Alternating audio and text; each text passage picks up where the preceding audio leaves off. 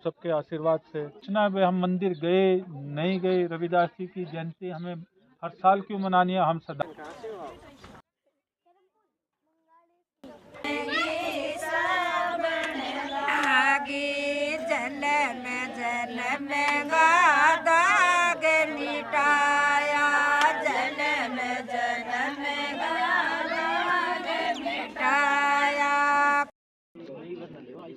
नहीं सारे ले ले अपना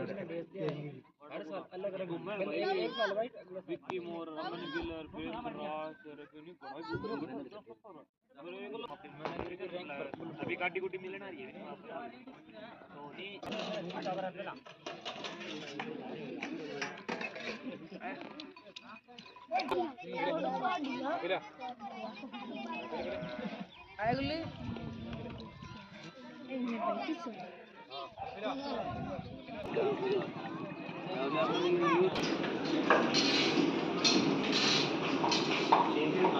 मेरे क्यों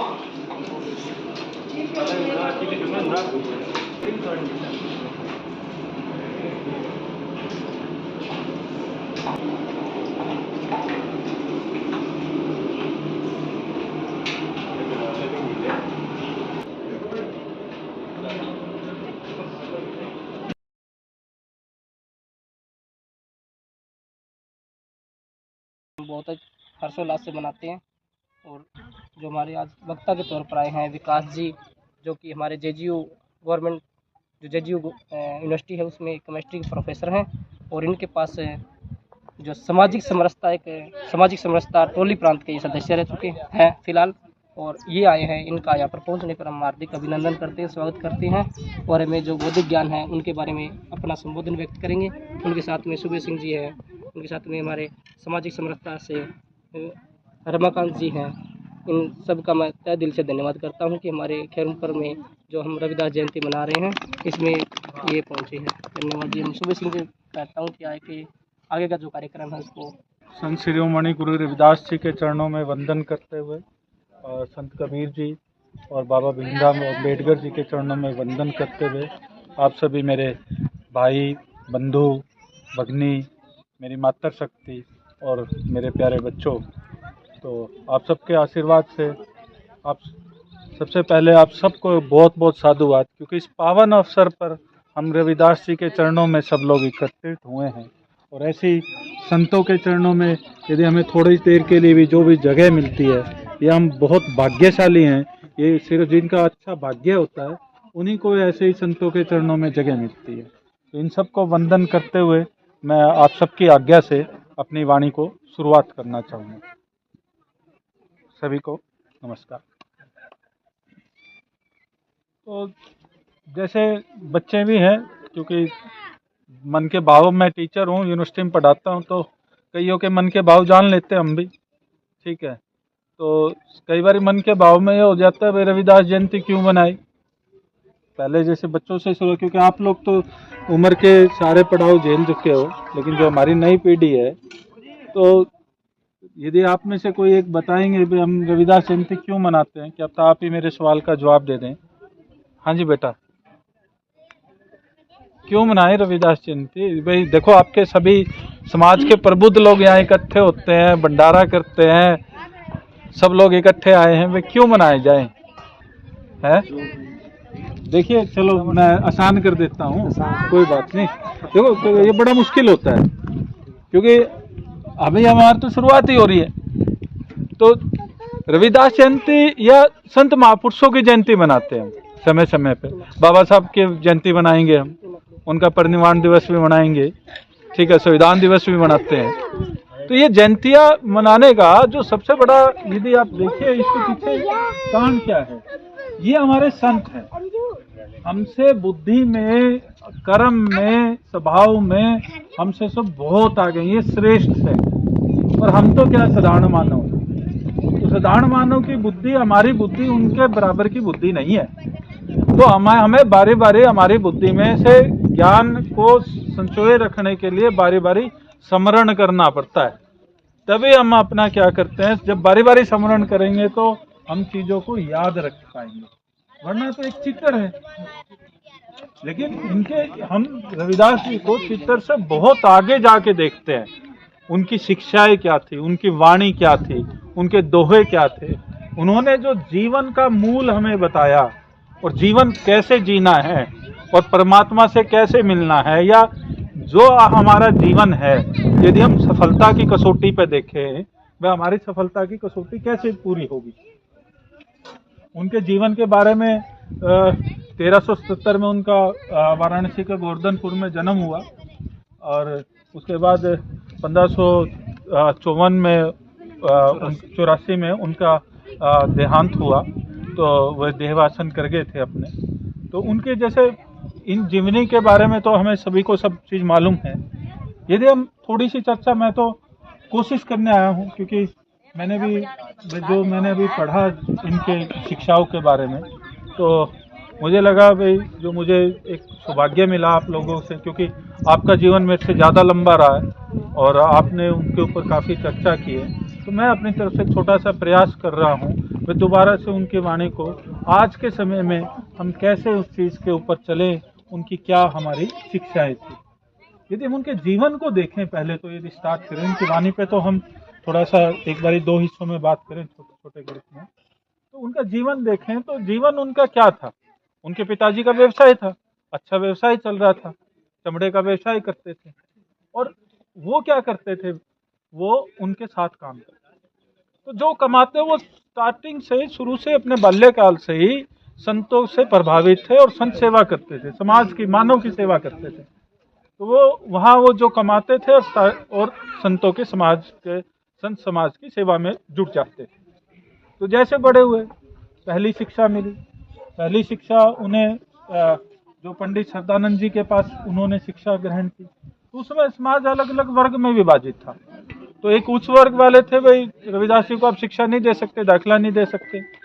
लेकिन पंडित श्रद्धानंद जी ने ये कहा, उन्होंने देखा उस बालक को, बोला ये साधारण बालक नहीं है, ये एक दिव्य शक्ति है, दिव्य आत्मा है, और ये आने वाले समय में समाज का एक उत्थान के लिए पुरजोर रहेंगे, योद्धा बनेंगे और समाज को दिशा देंगे और भक्ति का एक विराट स्वरूप समाज के सामने प्रस्तुत करेंगे। तो इसलिए आप इसको साधारण इंसान मत समझिए, साधारण बच्चा ना चाहिए, परमात्मा का बच्चा है।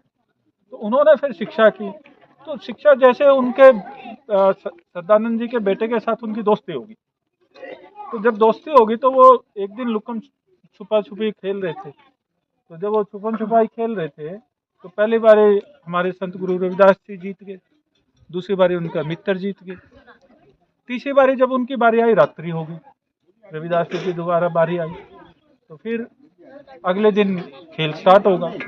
तो अगले दिन जब वो उठे और अपने मित्र का इंतजार कर रहे थे, दोस्त का इंतजार कर रहे थे, तो दोस्त तो आया नहीं। उनको लगा भाई क्या हुआ और हुआ, उसको ढूंढा, परेशान हुए थोड़े, ढूंढते ढूंढते उनके घर चले गए। घर जाके वो क्या देखते हैं, उसके पड़ोसी और समाज के माता पिता सब रो रहे हैं।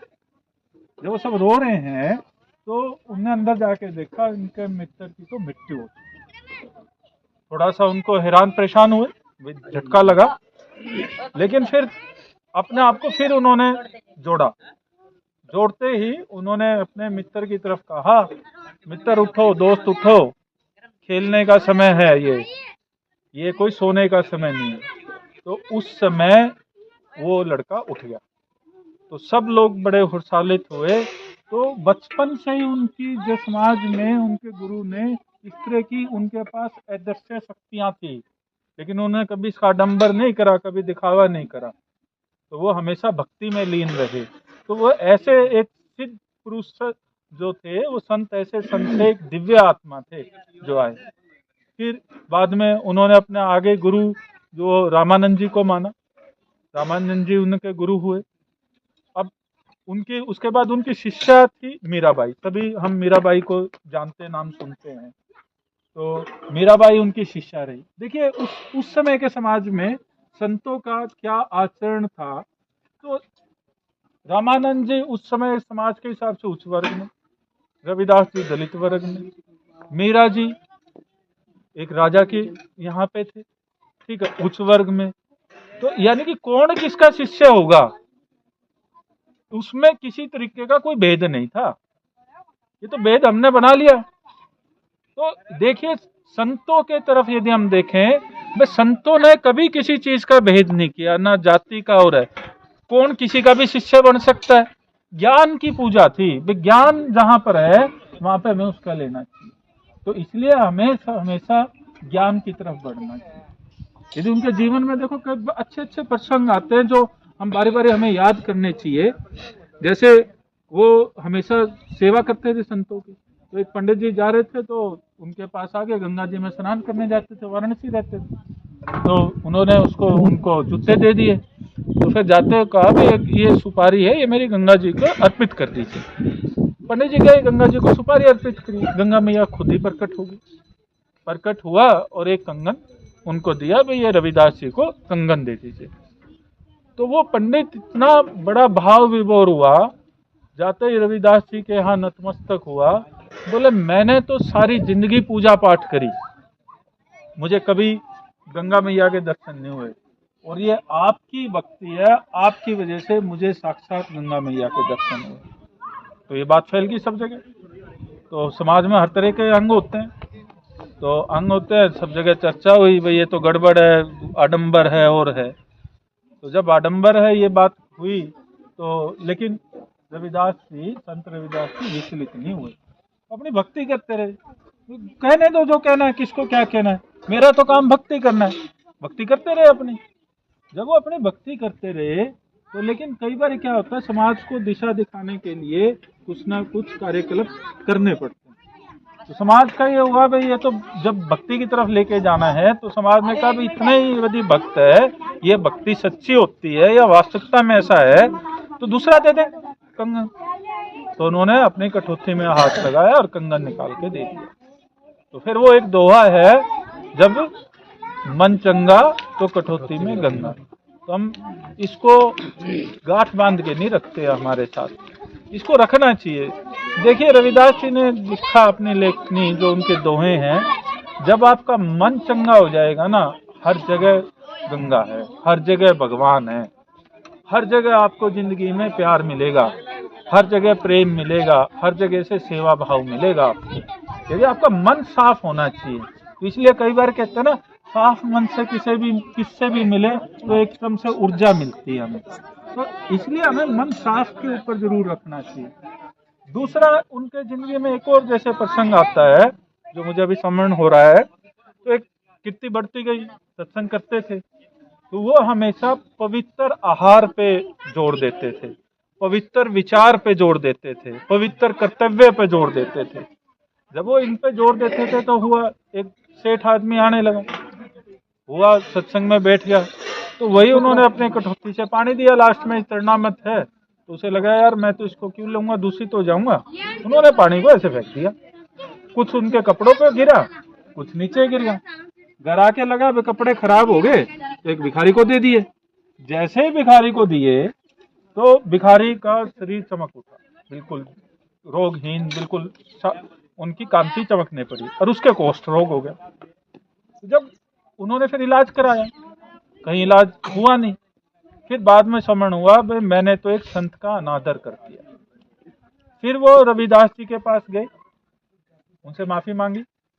अब देखिए संत का हृदय कितना विशाल होता है, जैसे वो उनकी शरण में गए, उन्होंने उसको माफ कर दिया और उसी समय वो ठीक हो। तो हमें यहाँ से यदि इस जिंदगी के, इस रविदास जी की जिंदगी को देखें, तो दो चीज इसमें, इस पूरे इस जो ये वाक्य हुए हैं, इसमें ये दो चीज बड़ी अच्छी निकल के आती है। पहली चीज, हमें किसी का अनादर नहीं करना। जो भी संत है और है, हमें कभी भी उसके लिए कटु वचन नहीं बोलने चाहिए, अनादर नहीं। आपकी श्रद्धा हो या ना हो किसी के लिए, कभी किसी का अनादर नहीं करना चाहिए। तो पहली चीज तो ये। दूसरा, देखिए उन्होंने उसका अनादर किया, जब वो शरण में आ गया तो उन्होंने उसको माफ कर दिया। ये संतों का स्वभाव होता है। तो हमें हमारा स्वभाव भी ऐसा होना चाहिए। हमारे परिवार में या हमारे भाईचारे में, आस पड़ोस में, यदि कोई हमारे पास आ जाता है यदि किसी वजह से कोई भी मान लो उसे आपके मन को ठेस पहुंचाई है, यदि वो आपसे आके बात कर लेता है तो हमें उसको बड़े दिल हृदय करके, क्योंकि रविदास जी को हमने तो गुरु माना, तो उनको फॉलो करते हुए हमें उसको अपने साथ लगा लेना चाहिए। तो इतनी बड़ी हमें जो सीख दे के जाते हैं संतों के ये है। तो ऐसे फिर बात आती है, भाई रविदास जी थे हमारे, उनको हम संत शिरोमणि भी कहते हैं। बहुत सारे संतों में संत थे उस काल में, भक्ति काल में इनका जन्म हुआ था, तो संत शिरोमणि कहते हैं। तो संत शिरोमणि कैसे बने? तो उनका जो संत शिरोमणि का था, देखिए उनके पिताजी कार्य करते थे, अच्छा व्यवसाय था, संतों का सेवा करी उन्होंने। तो जब उनको लगा भी ये तो पैसे मेरे व्यर्थ कर रहा है, उन्होंने उनको कहा भी आप घर से बाहर रहिए।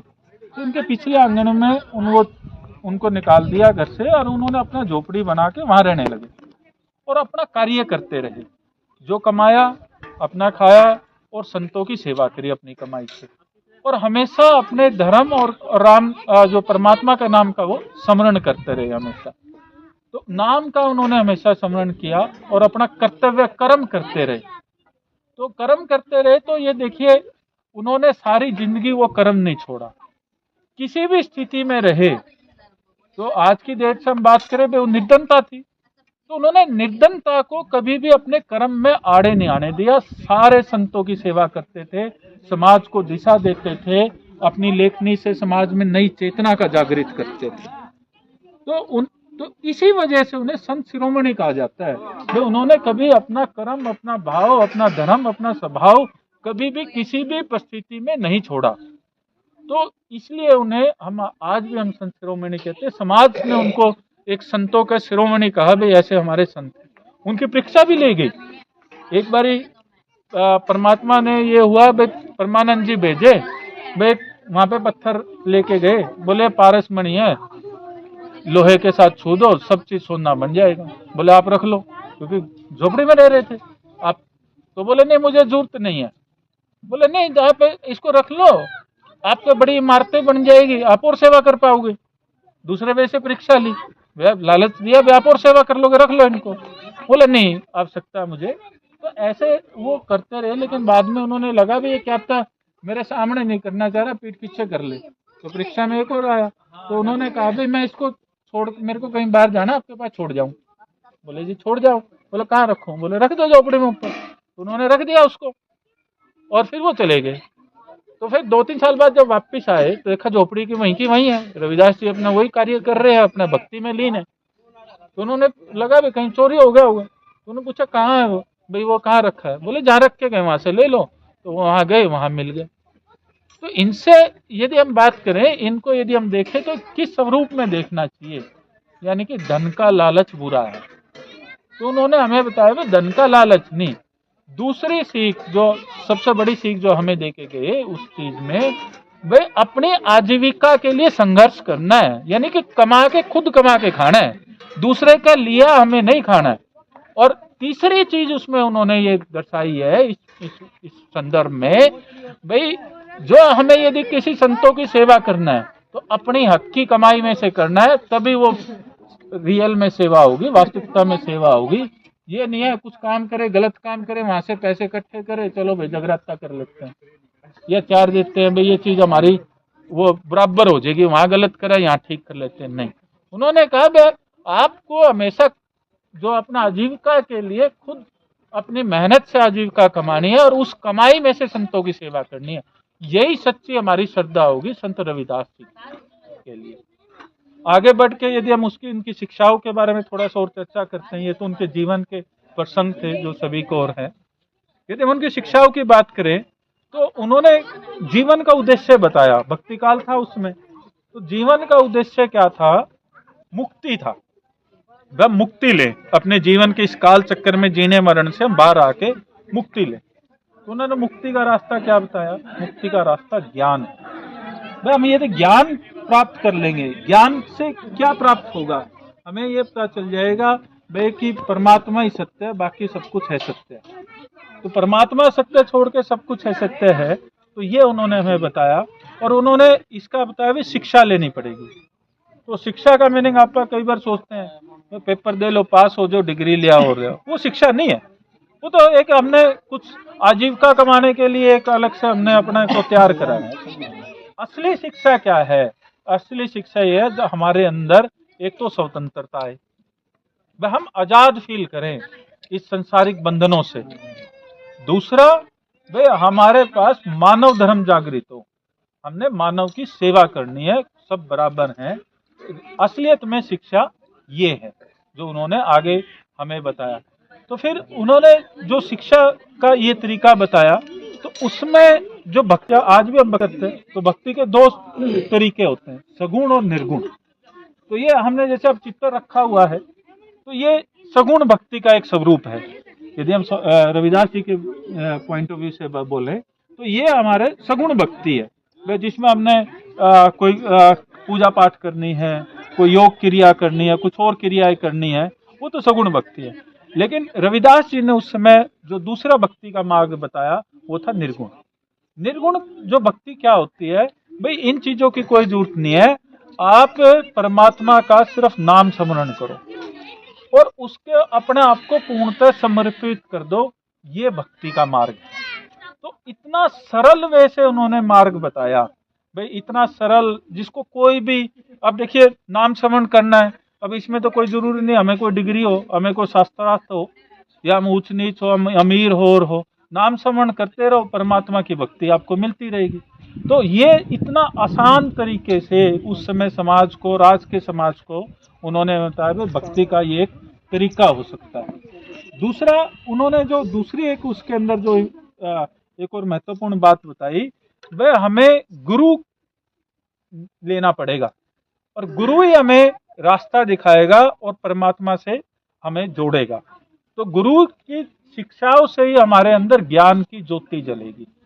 तो यही चीज, जैसे मीरा जी का भजन, तो उन्होंने ये कहा था भाई रविदास जी ने मेरे अंदर ज्ञान की दीपक जला दिया है और उससे मेरे अंदर हरि का निवास हुआ है। तो उन्होंने गुरु की महत्ता को दिया है। तो कई बार हम आजकल ये कहते हैं भाई गुरु चाहिए, तो हम सब ने गुरु किसको मानना है? रविदास जी को। अब जब हमने रविदास जी को मान लिया, तो जो हमारे अंदर जो अलग है, जो ज्ञान की अलग है, जो सच्चाई की सब चीजों की अलग है, गुरु रविदास जी जगाएंगे। तब गुरु रविदास जी को उस ज्ञान के अलग को अपने अंदर जगाना है, तो कैसे जगाए जाए? तो उसके दो तरीके से है। एक तो हम पढ़ लें, उनकी वाणी है, दोहे हैं। दूसरा तरीका क्या है? हम सत्संग करें। सत्संग का मीनिंग उनकी वाणी को सुने और अच्छी संगति में रहें, तब हमारे अंदर क्या हो, ज्ञान जगी परमा से मिलेगी। दूसरा, नाम का स्मरण करते रहना चाहिए। दूसरा, हमें नाम का स्मरण करते रहना चाहिए, तभी हम क्या करेंगे, गुरु के पास जाएंगे। तो वो अपने एक दोहे में लिखते हैं नाम के स्मरण में, क्योंकि वो जब भी काम करते थे तो ओंकार का शब्द का उच्चारण उनके मन में रहता था। तो वो कहते हैं, जीवा सो ओंकार जप, हथन सो कर कार, राम मिली घर आई कर कही रेदास विचार। यानी कि आप जब भी कोई काम करो, अपने हाथों से, हथन सो कर काम, यानी कि अपने हाथों से काम करते रहो और परमात्मा का नाम स्मरण करते रहो, तो सारे काम बढ़िया हो जाएंगे। और आपको अपने घर ही राम, जैसे उन्होंने राम परमात्मा के लिए था, वह आपको परमात्मा अपने आप ही मिल जाएंगे, आपके घर में ही मिल जाएंगे, कहीं जाने की जरूरत नहीं है। तो इससे तो आसान तरीका हमारे समाज के लिए, हम सब के लिए, इस पूरे समाज के लिए, सृष्टि के लिए नहीं हो सकता। वे सिर्फ स्मरण मात्र से पूर्णतः अपने आप को, परमात्मा को हम यदि समर्पण कर दे, तो हमें परमात्मा मिल सकते हैं।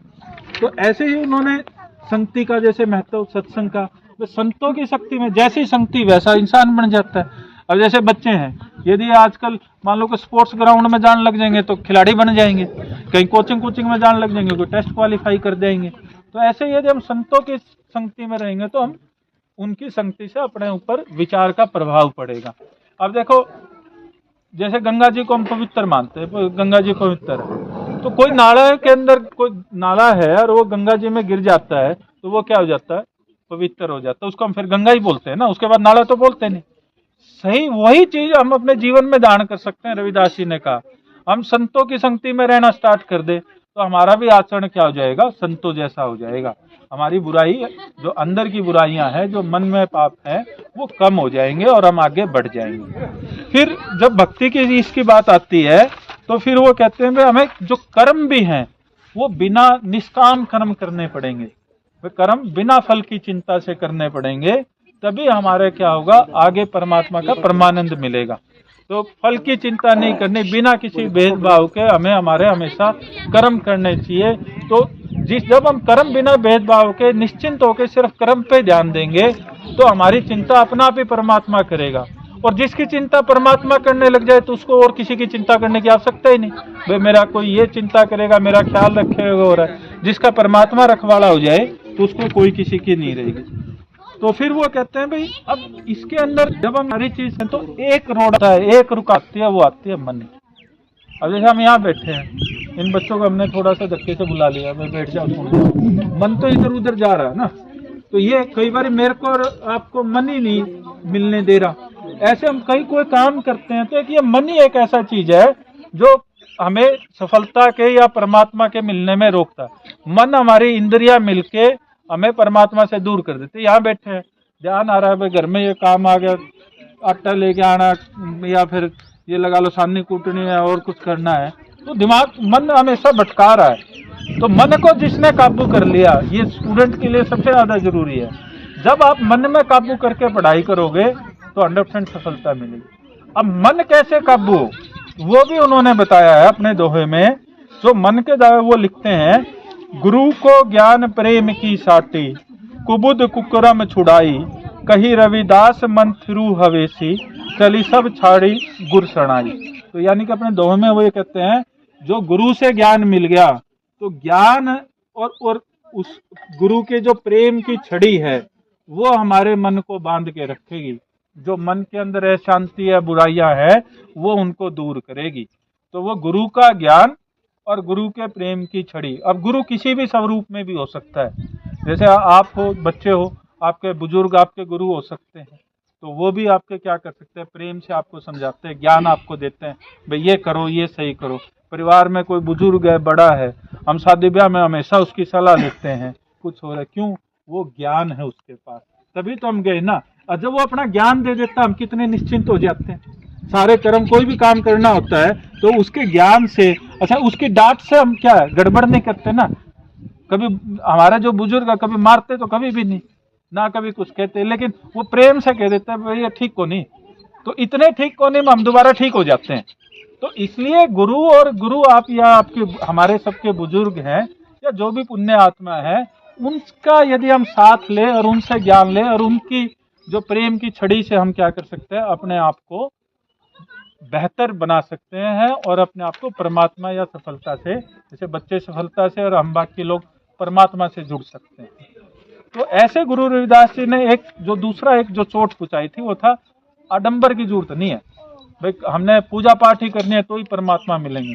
तो वो अपने दोहे में कहते हैं, देहरा अरु मसित मही रविदास न शीस नवाए, जिहु लो शीस जाना सो ठाकुर समय। कोई जाने का कुछ मान माई मंदिर, अब जैसे यहाँ आए इसी वजह से नहीं आ पाए, बीमारी हो गया, नहीं आ पाए, घर घर बैठे बैठे रविदास जी का मन में स्मरण कर लो तो यहीं पहुंच गए। तो इसलिए किसी जगह ऐसे घूमने की जरूरत नहीं है। ऐसे दूसरा उन्होंने कहा तीर्थ उर्थ की भी आवश्यकता नहीं है। अपने यहाँ बस ये है भाई, गंगा नहा के आ रहे हैं, के कंड जा रहे हैं, मतलब पाप काट के आ रहे हैं, वो एक साधारण सी भाषा में हम बात करते हैं। अरे भाई पाप गंगा में जाने से नहीं कटेंगे, तीर्थ करते नहीं कटेंगे। कर्म अच्छे करो या पश्चाताप कर लो, गलती हो भी गई तो उसको सुधार लो, तब आप होंगे। तो इधर उधर जाने को भी उन्होंने कहा कि इसका कोई औचित्य नहीं है, आप अपने पास ही रहो, तभी आपके ये क्या आएंगे, आडंबरों से दूर रहेंगे। तो उन्होंने फिर अपनी वाणी में कहा है, गट गट तिही पेखियत ऐसे, जल मही लहीर लहीर जल जैसे, कहे रविदास हरि सरब व्यापक, सरब चैंतामणि सरब प्रतिपालक। यानी कि परमात्मा घट घट में वास करता है, हम उसको अलग अलग नाम से करते हैं। जहां आप सोचोगे वहीं आपको परमात्मा मिल जाएगा, कहीं दूर जाने की जरूरत नहीं है। हर जीव के अंदर परमात्मा है, इसलिए उन्होंने हमेशा जीव हत्या को गलत कर्म बताया हुआ, हमें कभी जीव हत्या नहीं करनी चाहिए, क्योंकि जब परमात्मा का अंश हो गया तो उसमें जीव हत्या नहीं करनी चाहिए। फिर वो नशे के भी खिलाफ थे, उन्होंने नशे के लिए भी कहा कि कभी नशा नहीं करना चाहिए, आसक्ति है इसमें, असुरी प्रवृत्ति हो रहेगी। लेकिन उन्होंने एक नशे के लिए कहा, वे ऐसा नशा करना जो कभी उतरता नहीं है। तो वो कौन सा नशा है? वो नाम के जपने का नशा। जिसने नाम का जपने का नशा कर लिया उससे बड़ा कुछ नहीं है। तो हमेशा सारी जिंदगी अपना नाम का जपना चाहिए, उसका नशा करना चाहिए, ताकि वो हमेशा रहे। और ये जो जगत है, जो पूरा संसार है, एक ही नूर से आया, एक ही प्रकाश से आया। तो वो कहते उपजई सब एक नूर ते ब्राह्मण मुल्ला से, यानी कि एक ही शक्ति से सभी का सर्जन हुआ है। तो सभी लोग एक ही परमात्मा के संतान है, सब में अंश है, कोई अलग नहीं है, कोई भेदभाव नहीं है। और ये जो माया है ये हमारे दिमाग में कुविचार डाल देती है, ये हमें भटका देती है और ये हमारे साथ गड़बड़ कर रही है। इसलिए वो हमेशा माया से हम सबको सावधान करते हैं, वे माया से सावधान रहें। फिर उन्होंने जो सबसे बड़ा एक और जो उस समय जो साहस किया था, आघात किया था, उस समय जो वर्णों में समाज बांटा हुआ था तो जाति पाति पे करा था। तो वो कहते हैं जन्म जात मत पूछिए, काका जात रूपात, रविदास पुत्र सब प्रभु के, कोई नहीं जात कुचात। तो कोई भी जाति छोटी बड़ी नहीं है, सभी परमात्मा के हैं, हम सब अपने कर्म करते हैं। तो इस संसार में पूरी मनुष्यता के लिए ये जो जाति पाति है ये महारोग है, ये पूरी इस मनुष्यता को खत्म कर देगी। तो वो कहते हैं जात पात के फेर में ही उर्जी रही सब लोग, मनुष्यता को खावत है, यानी कि मनुष्यता को, मानवता को खाती है रविदास जात का रोग। तो इसलिए हमें इस चीज के अंदर कभी भी नहीं होना चाहिए। जैसे केले के छिलके उतरते उतरते केला रहता नहीं, ऐसे समाज यदि जातियों में बढ़ता रहा तो समाज खत्म ही होना है। तो ये चीजें जब बंद होएगी तभी आगे चीजें होंगी, तभी एक समाज बनेगा। तो इसलिए उन्होंने हमेशा ये कहा भी जो जिसके अंदर गुण है उसको पूजना चाहिए, जिसमें अवगुण है उसको नहीं पूजना चाहिए। तो उन्होंने उस समय भक्ति काल में लिखा, रविदास ब्राह्मण मत पूजिए जब होवे गुणहीन, पूजी चरण चंडाल के जब होवे गुण प्रवीण। यानी कि गुणों को पूजना है। ये कोई भी इंसान हम कहीं बड़ा है और है, उसके अंदर गुण ही नहीं है तो उसको हमें क्या सम्मान देना, क्या उसके पीछे लगना। कोई इंसान किसी जाति का है, किसी धर्म का है, क्या वो स्त्री है क्या पुरुष है, तो वो हमें उसके नहीं देखना चाहिए, उसके गुणों को देखना चाहिए। दूसरा उन्होंने जो सबसे अच्छी चीज बताई है वो बताई है प्रेम भक्ति। प्रेम भक्ति क्या होती है? पूर्ण समर्पण, बिना किसी लाग लपट के पूर्ण तरह अपने आप को समर्पण कर देना, यदि परमात्मा को लेना। तो यदि हम जैसे हम सब यहाँ पे पुरुषों की बात करें तो पुरुषों के लिए एक आदर्श है प्रेम भक्ति का, वह हमारी माता। जब वह हमें इस धरती पे लाने के लिए अपना जीवन दांव पे लगाती है, तो हम उनका हमेशा, इसलिए हम कहते हैं माता का स्थान बड़ा ऊंचा होता है, क्योंकि वो जीवन दांव पे लगाई है। उसके बाद माता के कितने बच्चे हों, किसी में मान लो कोई दुनिया की नज़र में कोई कह दे भाई ये सुंदर है, ये कम सुंदर है, इसके शरीर में ये कमी है, लेकिन माता के लिए सारे बराबर होते हैं। हमेशा सबको एक रखती है, पूर्णतः प्यार करती है, और वो ऊपर से तो डांट देती है लेकिन अंदर से कभी भी नहीं करती। आज भी आप भी जैसे हो, आप बच्चे हो, आप घर जाओ, घर जाके आपकी माँ की तबीयत भी खराब है, बुखार भी, आपके देखने माँ रोटी चाहिए, भूख लग रही है, उसी समय बना के ला देगी। और उसके बुखार हो रहा हो तो कई बार हम पानी नहीं दे पाते। और जितना आज के समय में यदि हम जाके देखें, हमारी माताएं बहनें हैं जो हमारी मातृ शक्ति है, कितना त्याग करती है। कभी मैं जानबूझ के चीज बात कह रहा हूँ, आपके पुरुषों के मन पे थोड़ी चोट हल्की सी पहुंचा सकूं तो परमात्मा का मेरा थोड़ा सा हो जाएगा, मेहर हो जाएगी भी। कभी हफ्ते में एक बार आत्मचिंतन करिए, हम अपने घर में क्या योगदान देते हैं और वो क्या योगदान देते हैं। हर भाव में, हर चीज में उसने अपने आप को आपको समर्पण कर रखा है। क्या हम उस समर्पण को आदर देते हैं? यदि हम उसको आदर देंगे तो हम परमात्मा की सेवा कर रहे हैं। हम अच्छे, देखो जो पहली चीज थी, किसी घर में कहीं पे भी हो, जब तक हम किसी को आदर नहीं देंगे जिसने हमें समर्पण कर दिया है। अभी हमने शुरू में सेठ की बात सुनी, उसने संत का अनादर कर दिया। तो हमारे लिए तो हमारी माता बहनें भी संत के बराबर ही हैं, इतना ज़्यादा हमारे साथ वो प्रेम भक्ति करते हैं, सब कुछ अपना निछावर करती हैं। तो धीरे धीरे होगा, हमारे अंदर भी परिवर्तन एकदम से तो नहीं हो सकता, लेकिन रविदास जी ने जो हमें कहा है, हमें उनकी शिक्षा को लेके हमें घर में भी इनको भी थोड़ा सा या थोड़ा आधा तो पूर्ण ही देना चाहिए। और कुछ नहीं हो, आप बच्चों से एक ही मेरे हाथ जोड़ के विनती है, जब भी आपके माता आए कहीं बाहर से, आते एक गिलास पानी दे दिया करो। आशीष, इतनी आशीष देगी, क्योंकि ये आशीष पे ही सारी जिंदगी चली है, दृश्य शक्ति होती है। वो आपके लिए क्या कर रहे हैं, कभी ठंडे दिमाग से सोचना, आपके माँ बाप कितना कर रहे हैं। तो ऐसे ही उन्होंने बहुत सारी चीज़ों पे किया, और उन्होंने जो हमेशा ये एक जो चीज़ की कल्पना करी, या उन्होंने एक बेगमपुरा बसाया। तो बेगमपुरा क्या था, बेगम यानी कि जहाँ पे कोई गम ना हो, कोई छोटा बड़ा ना हो, कोई किसी में आपस में किसी तरीके का वैर भाव ना हो, कोई डर ना हो। तो ऐसे स्थान के उन्होंने बेगमपुरा बसाया। तो वो हमेशा लिखते थे, ऐसा चाहो राज में जहाँ मिले सबन को अन्न, छोटो बड़ो सब सब बसे रैदास रहे प्रसन्न। यानी कि रैदास जी कब प्रसन्न रहेंगे, जहाँ हम रहते हैं वहाँ सबको अन्न मिले, वहाँ कोई छोटा बड़ा नहीं है, कोई स्त्री पुरुष नहीं है, कोई दीन नहीं है, कोई गरीब नहीं है, कोई अमीर नहीं है। तो हम अपनी ये शुरुआत कर सकते हैं उनकी शिक्षाओं का पालन करते, जहाँ हम रहते हैं आसपास हमारे जो हमारे पड़ोस है, परिवार है, उनमें हर एक को अन्न मिले और सब प्रसन्न रहे।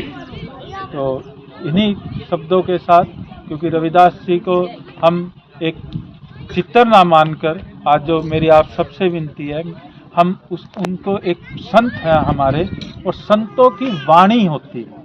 तो जो संतों ने हमें जो दिशा दिखाई है, उसका जरूर हमारे घर में हम चर्चा करें, सत्संग करें, ताकि हमारे बच्चों में भी वही भाव आए। और जब गंगा जी के अंदर नाला जाता है तो वो गंगा बन जाता है। यदि हम घर में सत्संग करेंगे तो हम सब में भी संतों की प्रवृत्ति आनी स्टार्ट कर जाएगी। और जो बच्चे हैं, उन बच्चों के लिए खासकर, जैसे आपको सफलता जिंदगी में दूसरी लेनी है, तो उन्होंने एक बड़ा ये कहा है, मन को बांध के रखना पड़ेगा। सफलता और आप में जो गड़बड़ कराता है, रोड़ा कराता है, वो मन है। यदि आपने मन को बांधना स्टार्ट कर दिया, तो मन को ज्ञान और शिक्षा और गुरु के, और जो माँ बाप और बुजुर्गों की जो प्यार से आपको डांटते हैं, वो लगता है आपको गुस्सा है, बड़ा ये आता है, लेकिन वो प्रेम की डंडी है आपके साथ। वरना तो किसको क्या, आपको क्यों डांटे वो। तो इसको आपने हमेशा पॉजिटिव लेना है, और हमेशा अपनी मातृशक्ति की हमेशा वंदना करने है, आदर देना। उनके बिना हमारा कोई अस्तित्व नहीं है। और हमेशा ये नहीं सोचना भाई हम मंदिर गए नहीं गए, रविदास जी की जयंती हमें हर साल क्यों मनानी है, हम साधारण हैं क्योंकि भूल जाएंगे इसलिए मनानी है। लेकिन बाई चांस नहीं आए आपके मन में, यदि यहाँ नहीं आए तो मन में ही बना लो।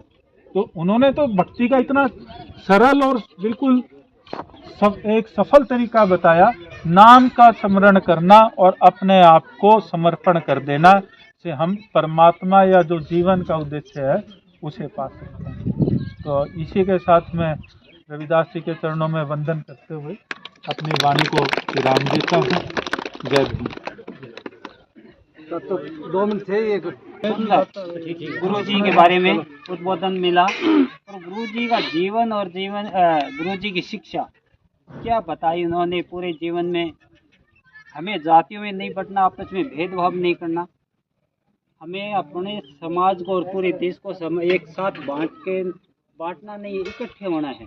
अगर समाज को हम एक शक्ति में रखेंगे तो हमारा देश तरक्की करेगा, समाज तरक्की करेगा। तो हमें इस बात को भूलकर कि हमें निम्न है या जो छोटे हैं बड़े, इस बात का भेदभाव भुलाकर पूरे समाज को एक साथ लेकर पॉजिटिव लेकर चलेंगे तो हमारा देश और समाज तरक्की करेगा। तो मैं आशा करूँगा कि आप सब इन गुरु जी की शिक्षाओं को आप ध्यान में रखते हुए पॉजिटिव लेकर समाज को एक साथ लेकर चलेंगे और देश और समाज तरक्की के लिए करें। इसलिए यही हमारी शुभकामना।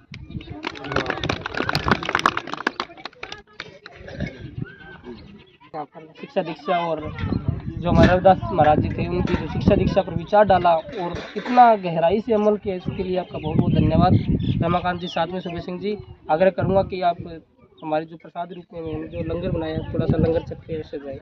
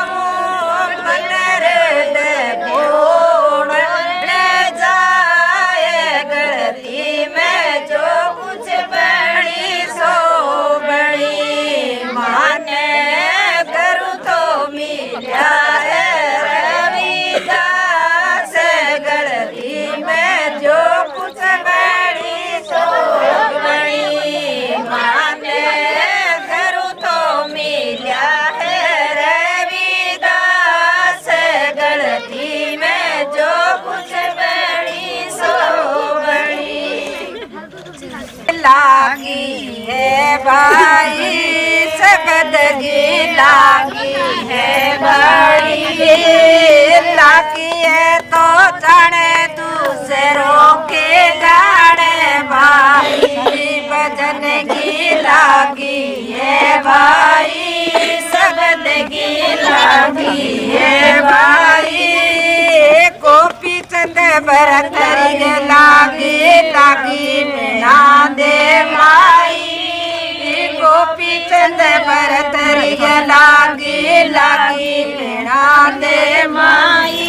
ऐसी छोट बेगम की लागी कदे न भूलूं भाई, भजन की लागी है भाई, सबदगी लागी है भाई। लागी है तो जाने दूसरों के जाने भाई, भजन की लागी है भाई, सबदगी लागी है भाई। रस्ते में एक घायल घूमे, घायल नजर नहीं आवे। रस्ते में एक घायल घूमे, घायल नजर नहीं आवे। ऐसी छोट बेगम की लागी कदे न भूलूं भाई, भजन की लागी है भाई, सबदगी लागी है भाई। लागी तो जाने दूसरों के जाने भाई, भजन की लागी है भाई, सबदगी लागी है भाई। अंका लागी बंका लागी लागी सजन कसाई, अंका लागी बंका लागी लागी सजन कसाई। सुओ पढ़ावत जन कग लागी लागी मीरा भाई, भजन की लागी है भाई, सबदगी लागी है भाई। लागी है वो जाने दूसरों के जाने भाई, भजन की लागी है भाई, सबदगी लागी है भाई। रामानंद ब्राह्मण के लागी लागी कबीर भाई, रामानंद ब्राह्मण के लागी लागी बिन चश्मा पड़ी बदू से भी देखी नहीं देखी। गुरु रविदास के ऐसी लागी छाती तीर गई, भजन की लागी है भाई, सबदगी लागी है भाई। गुरु रविदास के ऐसी लागी छाती तीर दिखाई, भजन की लागी है भाई, सबदगी लागी है भाई। चार जुगांगी चार जले सारी काट दिखाई, भजन की लागी है भाई, सबदगी लागी है भाई। लागी है तो जड़ दूसरों के जाने भाई, भजन की लागी है भाई, सबदगी लागी है भाई। के बतावे कौन के सारी घटना छोड़ना मैं क्यों कर ले हरगा, एक मनवा सारी घटना छोड़ कर सिवरण कर ले हरगार, एक मनवा सारी। अब कौन सा ले लाओ तरी बाबर मोत्यारो थाल, मीरा मेला तरी बाबर मोत्यारो थाल। गुगरू छम छमा छम चन्नन नन्नन बाजरे, मन मोहन के मींदर माही मीरा नाच रे। मीरा मीरा नाचे रे मेड़तड़ी नाचे रे मीरा नाचे रे मेड़तड़ी नाचे रे घुघरू चम चमा चम चन्नड़ नन्नड़ बाजे रे मन मोहन के मींदर माही मीरा नाचे रे साधु आया शेर में बण मीरा चूड़ी आवाज साधु आया शेर में बण मीरा चूड़ी आवाज घुघरू छम छमा छम चन्नड़ नन्नड़ बाजे रे मन मोहन के मींदर माही मीरा नाचे रे मीरा नाचे रे मेड़तड़ी नाचे रे मीरा नाचे रे मेड़तड़ी नाचे रे मीरा में नाऊ तरी राण जी पकड़ो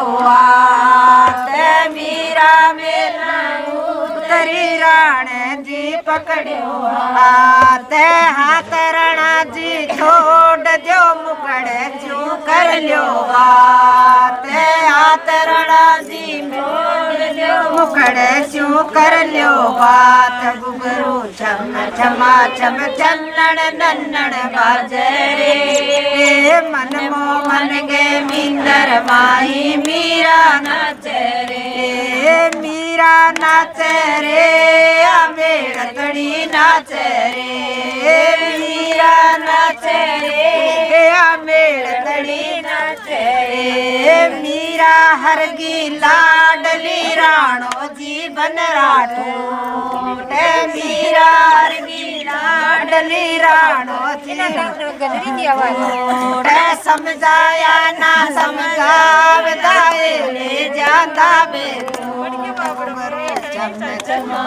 चन्नड़ नन्नड़ बाजे रे मन मोहन गे मींदर माही मीरा नाचे रे मीरा नाचे रे मेड़तड़ी नाचे रे मीरा नाचे रे मेड़तड़ी नाचे रे घुघरू छम छमा छम चन्नड़ नन्नड़ बाजे रे मन मोहन गे मींदर माही मीरा नाचे रे काला सर पराणे जी भेजा दो मीरा गड़गाल काला सर पराणे ने भेजा दो मीरा गड़गाल मीरा गढ़ में गालियो बन गया नो सरहार मीरा गढ़ में गालियो बन गयो नो सरहार घुघरू छम छमा छम चन्नड़ नन्नड़ बाजे रे मन मोहन गे मींदर माही मीरा नाचे रे मीरा नाचे रे मेड़तड़ी नाचे रे मीरा नाचे रे मेड़तड़ी नाचे रे घुघरू छम छमा छम चन्नड़ नन्नड़ बाजे रे मन मोहन गे मींदर माही मीरा नाचे रे बिसका प्याला रण बेजिया दो मीरा गया बिसका प्याला रण बेजिया दो मीरा गया कर चरना मत पी गई वो बन गयो इमरत दूध कर चरना में पी गई वो बन गयो इमरत दूध घुघरू छम छमा छम चन्नड़ नन्नड़ बाजे रे मन मोहन गे मींदर माही मीरा नाचे रे मीरा नाचे रे मेड़तड़ी नाचे रे मीरा नाचे रे मेड़तड़ी नाचे रे घुघरू छम छमा छम चन्नड़ नन्नड़ बाजे रे मन मोहन गे मींदर माही मीरा नाचे रे हाथा बजावे पगा बजावे मीरा घूगराया हाथा बजावे खड़ताल पगा बजावे मीरा घूगराया हाथा बजावे खड़ताल मुख से बजावे मीरा बांसुरिया गावे बारंबार मुख से बजावे मीरा बांसुरिया गावे बारंबार गुरु छम छमा छम चन्नण नन्नण बाजे रे मन मोहन गे मींदर माही मीरा नाच रे मीरा नाच रे आ मेड़तड़ी नाच रे मीरा नाच रे आ मेड़तड़ी नाच रे बाका बोली कोयलिया बन में दादर मोर बाका बोली कोयलिया बन में दादर मोर मीरा न सावरो मिल गयो नंद किशोर मीरा न सावरो मिल गयो नंद किशोर कलयुग में मीरा भक्ति करी घरों मिला रविदास कलयुग में मीरा भक्ति करी तो घरों मिला रविदास गुरु छम छमा छम चन्नण नन्नण बाजे रे मन मोहन गे मींदर माही मीरा नाच रे मीरा नाच रे आ मेड़तड़ी नाच रे मीरा नाच रे आ मेड़तड़ी नाच रे गुरु छम छमा छम चन्नण नन्नण बाजे रे मन मोहन गे मींदर माही मीरा नाच रे इतिहास रे दुनिया में नाम कमाया भी मैं तन रचा इतिहास रे दुनिया में नाम कमाया तन अछूत बताया करते तन अछूत बताया करते पानी ऊपर से पाया करते पानी ऊपर से पाया करते ला दिया छुआ करे दुनिया में नाम कमाया मिटा दिया छुआ करे दुनिया में नाम कमाया भी मैं तन रचा इतिहास रे दुनिया में नाम कमाया भी मैं तन रचा इतिहास रे दुनिया में नाम कमाया भी मैं पढ़ने जाया करता भी मैं पढ़ने जाया करता मास्टर बाहर बिठाया करता मास्टर बाहर बिठाया करता भी मैं मेरिट से पास रे दुनिया में नाम कमाया भी मैं मेरिट से पास रे दुनिया में नाम कमाया भी मैं तन रचा इतिहास रे दुनिया में नाम कमाया भी मैं तन रचा इतिहास रे दुनिया में नाम कमाया बचपन में माँ मर गई तेरी बचपन में माँ मर गई तेरी विपदा जेली तन बतेरी विपदा जेली तन बतेरी न छोड़ी पढ़न की आस रे दुनिया में नाम कमाया न छोड़ी पढ़न की आस रे दुनिया में नाम कमाया भी मैं तन रचा इतिहास रे दुनिया में नाम कमाया भी मैं तन रचा इतिहास रे दुनिया में नाम कमाया भी मैं पढ़न विदेश गया रे भी मैं पढ़न विदेश गया रे भीम से डॉक्टर भीम बना रे भीम से डॉक्टर भीम बना रे दुश्मन की भूल गई सांस रे दुनिया में नाम कमाया भी मैं तन रचा इतिहास रे दुनिया में नाम कमाया भीम तन रचा इतिहास रे दुनिया में नाम कमाया जब संविधान भीम ने बनाया जब संविधान भीम ने बनाया सारी दुनिया खड़ी लखावे सारी दुनिया खड़ी लखावे बटनिया विजय कुमार रे ओ भजन भीम का बनाया बटनिया विजय कुमार रे ओ भजन भीम का बनाया भीम तन रचा इतिहास रे दुनिया में नाम कमाया भीम तन रचा इतिहास रे दुनिया में नाम कमाया श्रावण लागी जल में दाग मिटाया जल में दाग मिटाया खुद मालिक घर छाया इसकी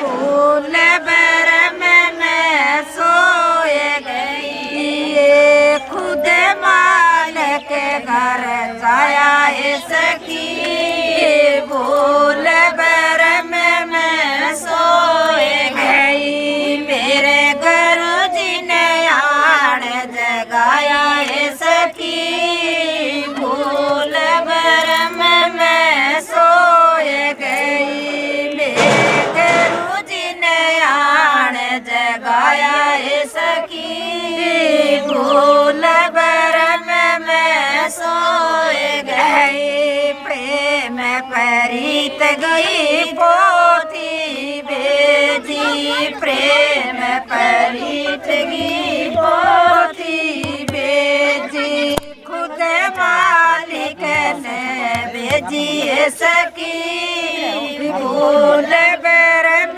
में सोए गई या खुद मालिक ने भेजी सकी भूल भरम में सोए गई मेरे गुरु जी ने आड़ जगाया सकी भूल भरम में सोए गई मेरे गुरु जी ने आड़ जगाया सकी भूल भरम में सोए गई आज रात सत्संग में आई आज रात सत्संग में आई प्रेम की गंगा नाई सखी भूल भरम में सोए गई मैं प्रेम की गंगा नाई सखी भूल भरम में सोए गई मेरे गुरु जी ने आड़ जगाया सखी भूल भरम में सोए गई मेरे गुरु जी ने आड़ जगाया सखी भूल भरम में सोए गई भूल भरम का ताड़ा टूटा भूल भरम का ताड़ा टूटा खुद दुनिया से धंधा छूटा खुद दुनिया से धंधा छूटा मन मोह ममता से बचाई सकी भूल भरम में सोए गई मन मोह ममता से बचाई सकी भूल भरम में सोए गई मेरे गुरु जी ने आड़ जगाई सकी भूल भरम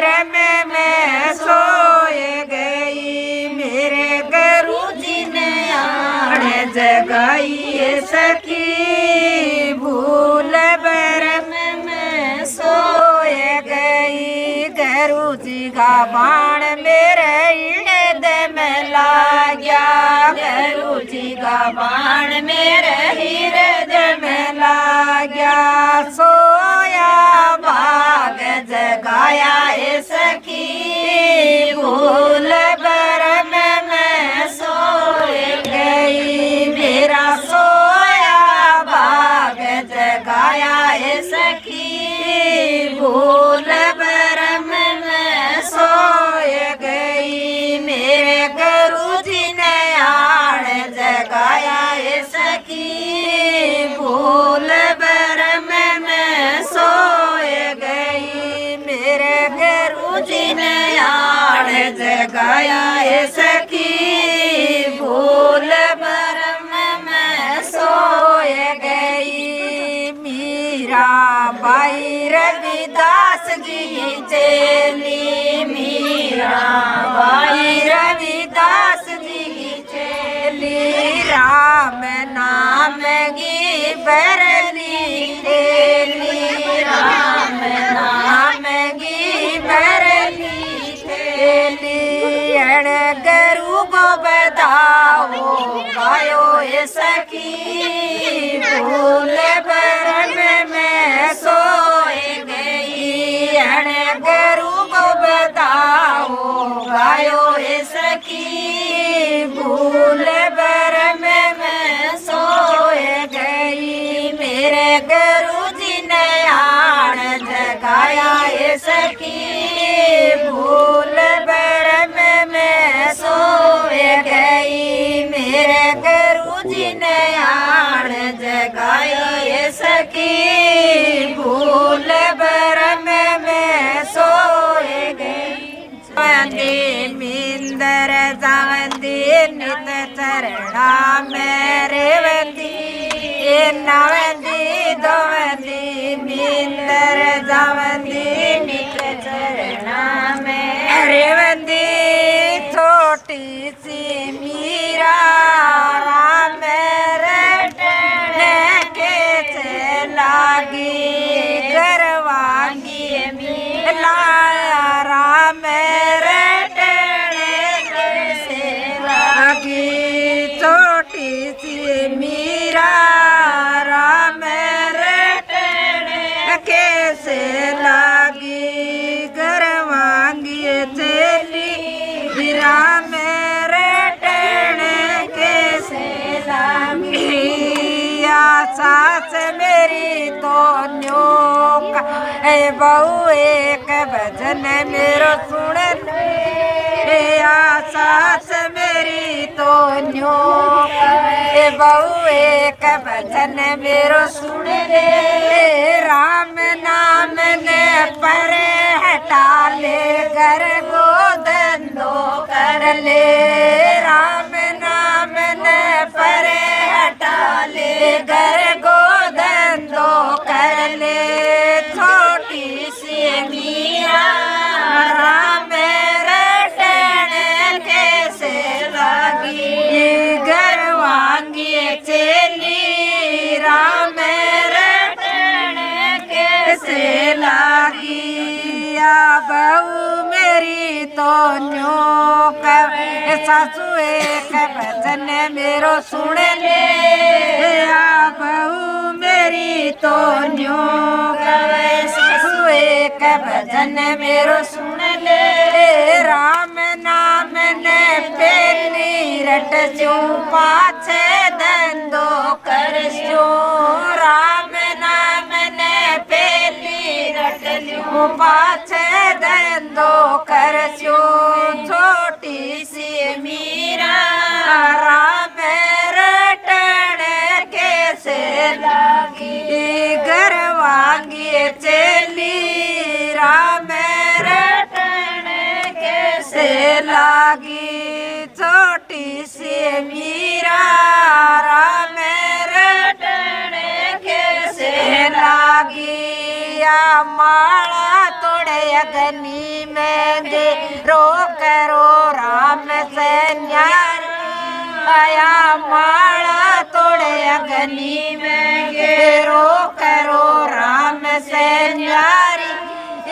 माला को मिलियो सोन गो जो रेशम होगी डोरी माल गो मिलियो सोन गो जो रेशम होगी डोरी छोटी सी मीरा राम रटन कैसे लागी ये घर वांगी चेली अरिने रचन कैसे लागी छोटी सी मीरा राम रटन कैसे लागी ननद मेरी तो ओडी पे जेठू थी घर आई या ननद मेरी तो ओडी पे जेठू थी घर आई जेठू थी नैनू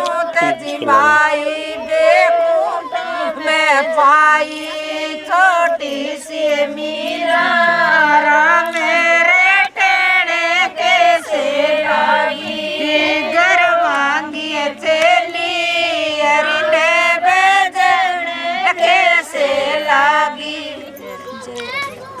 चलती तो गाड़ी गुरुजी डांट लो चलती तो गाड़ी